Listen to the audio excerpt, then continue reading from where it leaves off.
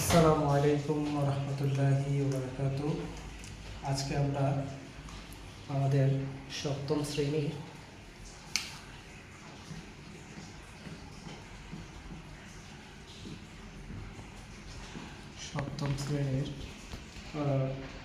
বীজগণিতীয় সূত্রাবলী ও প্রয়োগের প্রথম পর্ব করব।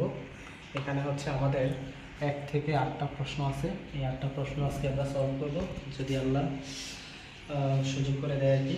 তাহলে আমরা এগুলো হচ্ছে কি করব, উৎপাদকে বিশ্লেষণ করব। কি করব? উৎপাদকে বিশ্লেষণ। আচ্ছা, চলো দেরি না করে শুরু করি। বিসমিল্লাহির রহমানির রহিম। প্রথম হচ্ছে আমাদের দেওয়া আছে কি, 1 নম্বরে প্রশ্নটা আগে তুলতে হবে। দেওয়া আছে হচ্ছে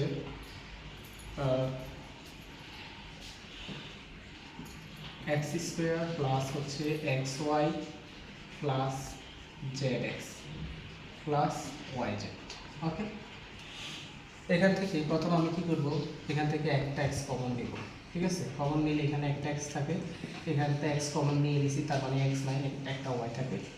প্লাস হচ্ছে এখান থেকে যদি আমি কি কমন নিব, এখান থেকে দেখো zx, আর হচ্ছে এখান থেকে আমি z কমন নিতে পারি, এখানেও z আছে, এখানেও z আছে। zটা যদি আমি কমন নিই তাহলে x প্লাস y। ঠিক আছে, তো আমার হয় হচ্ছে x প্লাস y আর হচ্ছে x প্লাস জেড। এটা হচ্ছে আমার প্রথম অ্যান্সার, 1 নাম্বার। ওকে, এবার তার সাথে 2 নাম্বারটা করি। 2 নাম্বারে আমার আছে হচ্ছে এ স্কোয়ার প্লাস বিসি, এ স্কোয়ার প্লাস হচ্ছে বিসি প্লাস সিএ প্লাস হচ্ছে বিবি। ঠিক আছে, এখন দেখো এটা একটু আমাদের কাটিং করে নিতে হবে। কাটিংটা হচ্ছে কি, এখানে আছে কি এ স্কোয়ার, ঠিক আছে, আর এখানেও আছে কি এ, এখানে আছে কি এবি। তো এখন দেখো এখানে যদি আমি এটা এভাবে লিখি, এ স্কোয়ার প্লাস হচ্ছে সিএ প্লাস হচ্ছে বিসি প্লাস হচ্ছে এবি। ঠিক আছে, এখন দেখো এখান থেকে যদি আমি এ কমন নিই তাহলে এ প্লাস সি। দেখো এখান থেকে যদি আমি বি কমন নিই, এখানেও হয় হচ্ছে এ প্লাস সি। ঠিক আছে, তাহলে আমি লিখতে পারি হচ্ছে এ প্লাস সি আর হচ্ছে এ প্লাস বি।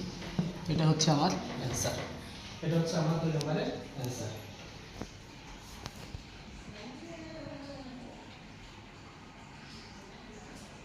আচ্ছা, এরপরে হচ্ছে আমরা এখন 3 নাম্বারটা করব। 2 নাম্বারটা আশা করি সবাই বুঝছেন, 1 নাম্বারটাও হচ্ছে, এখন আমরা 3 নাম্বারটা করব।